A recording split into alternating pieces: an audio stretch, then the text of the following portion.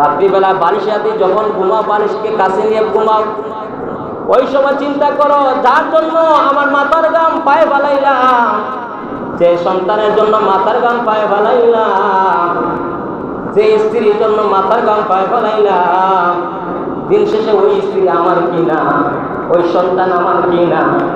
একটু চিন্তা করো।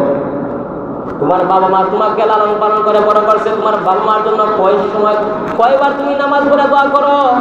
তোমার বাবা মা, তুমি যেরকম সন্তান তোমার স্ত্রীর জন্য মায়ের মহাব্বত ঠিক করছিল, তোমার বাবার তো তোমার প্রতি, তোমার মার প্রতি ওই মহাব্বত ছিল, কিন্তু তুমি তো সেরকম মহাব্বত করো না।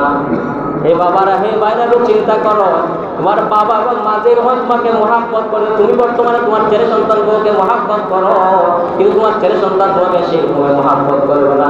দিন শেষে তুমি জিরো হয়ে যাইবা। এই যে সময় থাকতে কাজে লাগাও, এই সময় থাকতে কি করো? সময়কে কাজে লাগাও। যদি হাসরের ময়দানে এই কোনো পরিমাণ গুনাহ লইয়া যদি তুমি যাও, তাহলে পরকালের জিন্দেগি তোমার ভালো হবে না, পরকালের জিন্দেগি তোমার ভালো হবে না। এই যে বডি, তুমি কবরে চলে যাও, কিছুদিন পর দেখবে তোমার শরীরের অঙ্গ প্রত্যঙ্গ পচে গলে যাবে, মাটির সাথে মিশিয়ে যাবে।